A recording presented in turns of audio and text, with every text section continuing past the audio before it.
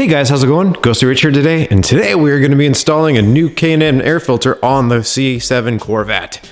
And the reason why is because, man, the stock air filter is looking a little bit rubbish. If you remember from the other video that I just posted a little while ago, let's go ahead and swap that out today. Once you have your 7mm, go ahead, take out this bolt right here, this bolt, and the one that's on that corner right there. Once you pop those out, just take this. You can even put it just up here if you want to. The next thing we need to do is this. You'll see that one side, which is usually the bottom side over here, sticks out more than the other. Squish it up and pull. Literally, squish it in. Sorry, I say up, but you pull up. You squish and then pull up. And that will release it. This one, pop the red back, compress the tab, wiggle, and it comes off. Next, I'm gonna pull this and the one down here. Go ahead, 8mm, just loosen this just a little bit, about that much. Same with the one down here, right here. Just go ahead, get it on, unscrew it like so, and then wiggle it and wiggle it. That comes off, and then this comes off. And put this, heck, stack it if you want. Next, take a T25, take out this bolt and the one on the other side. You don't need to watch me unscrew this. That one and the one right here. From right here, just grab it and lift straight up. And it should release from that rubber, and there's those 2 feet. Remember those 2 feet because you have to make sure they slide in past the rubber when we put it back on. Reach in by the rubber, grab, and pull out the air filter. Mine, I cleaned up a bit, but it was full of leaves and dirt, and well, it still looks dirty. So it's definitely got to get replaced. Once you have your K&N in your hand, you can see it says K&N. Just go ahead, work it underneath here, and don't let this pinch anything. Just slide it in as deep as it will allow. As you can see, it slides in right about there. After we do that, we just line it up minorly where it needs to go because it doesn't actually seal so much against this one. It seals against that piece. So we're gonna bring this over, pop those little feet in and flip it up. And then we're gonna guide that rubber seal into the seat that's around here as we tie those screws up.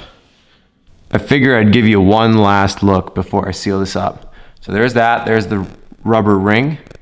The rubber ring fits over top, so that should fit inside when you squeeze this like that. And yes, it's gonna have some resistance. That's because it's going to press against the plastic as you tie it in. K&N does that to make sure that you're getting a nice tight seal around it. Figured I would show you this. See how there's a gap? When you start to screw this in, see how the gap closes? I wouldn't just go and do one side all in at once. Do it balanced. Do this side a bit, then do this side a bit. And as long as you double check as you were syncing it up that that ring was there, this is gonna create an insanely good seal all the way around that filter. That's what it's designed to do. Because the last thing you want is to go and put this in there, this to be too easy, and then it doesn't actually seal against the elements coming up and in, because hydrolocking your motor and all that other fun stuff sucks. So from here, just finish tightening this up. And again, don't go ham, just get it nice and tight. You can feel the resistance, like I felt that that's the end right there. So I only ever do this like that, and I never ever use an impact. If you want to, go ahead, but yeah. But look at that, we're now sealed up. We got a really good seal, and we're gonna go ahead and put in that L pipe again. So just squeeze it on both sides. Pretty easy, line the goal post up.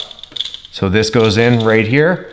Once you wiggle, you'll see it seal all the way around. Down here, do the same. Wiggle, wiggle. You'll see that this little rubber tab right here slides right into the center of the plastic piece on here. Just make sure you give her a feel around and make sure it is sealed all the way around. I know mine is, so just tighten it down. Again, no need to go crazy. I mean, make sure it's tight, but don't go nuts on it and crack the plastic intake pipe. This one has a metal throttle body piece right here, so little harder to break, but still don't go too much. See, that's why I always do these by hand. Last piece, pretty easy. Bring her in on an angle, just like that. Go ahead, start with the 2 top screws up there, and then put these 2 in on the sides. Last but not least, slide that onto there and just sink it down. It'll make an audible click.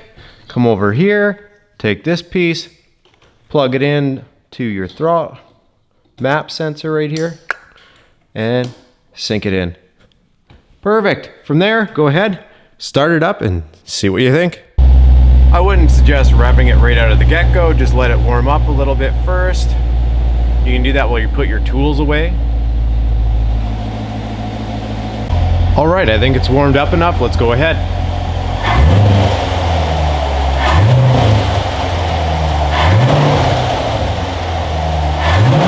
I gotta say, that sounds good. It gives a little bit of the cold air sucking noise, not a whole bunch, but you can actually hear it a little bit more from the intake, from that little extra airflow. I'm not gonna say it makes a big difference. I'm not saying that you're gonna be like, oh wow, there's so much horsepower. There's nothing like that from this upgrade. It's just to get more air movement until I do a cold air intake. But for right now, I mean, that filter's a really good size. It's not like it's those little pan filters from other factory intakes. This one is actually a nice, like, cone shaped, and it inhales. I mean, you can hear it. Anyways, I hope this video helped you out. Subscribe if it did, and of course like it if you want to. Just wait till you guys see me supercharge it, or even, heck, look at that exhaust. I gotta put an American Racing exhaust in. I just want to modify it a little bit. Maybe some V-bands, maybe a ceramic coat on the headers just to keep the heat out of the engine bay. Stay tuned.